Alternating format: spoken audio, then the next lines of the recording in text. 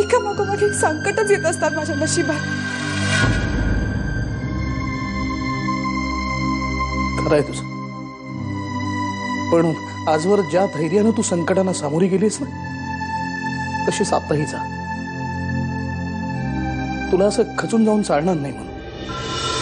Mrs Ketkar आणि तुम्ही जरा माझ्या केबिन मध्ये चला. मला तुमच्याशी काही महत्वाचं बोलायचं. तुझा तो आकाश जीवन आणि मृत्यूच्या मध्ये असे हेलकावे खाते. अशी अवस्था करून ठेवली ना त्याची, जगला तरी पश्चाताप होईल जगण्याचा. भीषण अपघातात एसीपी आकाश केतकर गंभीर जखमी.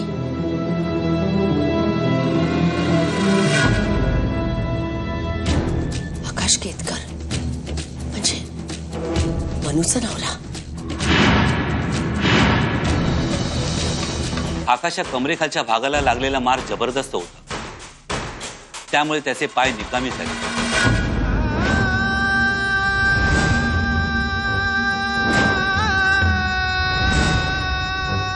तो यापुढे स्वतःच्या पायावर चालू शकेल असं मला वाटत. मी किती पैसे खर्च करायला तयार. मिस्टर केतकर, पैशाचा प्रश्नच नाही.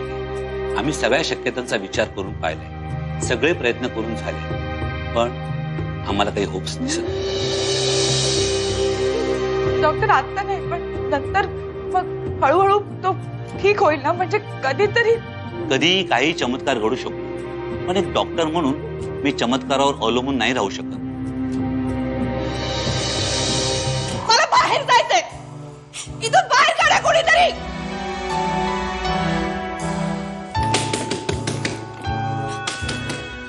त्याला का माझं काम संपलं की मी लगेच इथे येणार आणि तू एकटी तिकडे बोर होशील ना. इथे बोर होण्यापेक्षा तिथे बोर झालेलं बरं. मला इथे एकटं राहायला नाही आवडत बाबा. ते काय नाही, मी पण तुमच्या बरोबर येणार. शाला का माझं ऐक. नाही, मी येणार म्हणजे येणार. फायनल? हो, पक्का? एकदम पक्क. ठीक आहे मग मीच जात नाही. का नाही जात. आणि मग तुमचं काम राहू देते, कधी करते. मी नाही जात. ओके, आय एम सॉरी बाबा, पण प्लीज ट्राय टू अंडरस्टँड. आकाशला यातलं काहीही कळता कामा नाही. त्याला इतक्यात यातलं काही सांगू नकोस.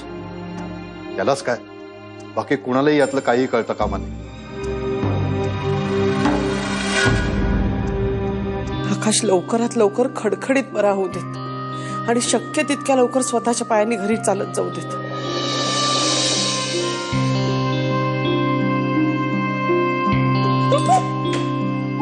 मनू, मनू, मला सांग काय म्हणाले डॉक्टर?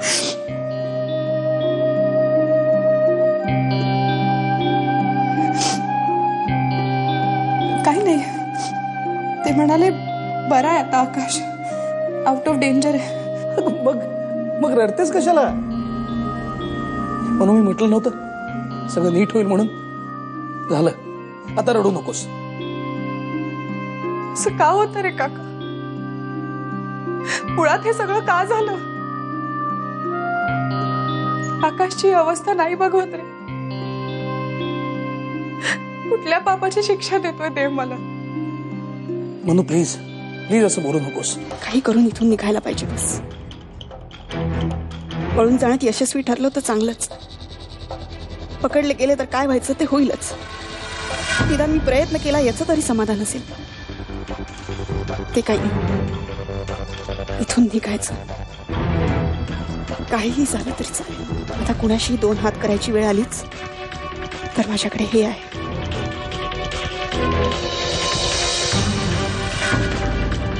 मला आता कुणीच अडवू शकत नाही.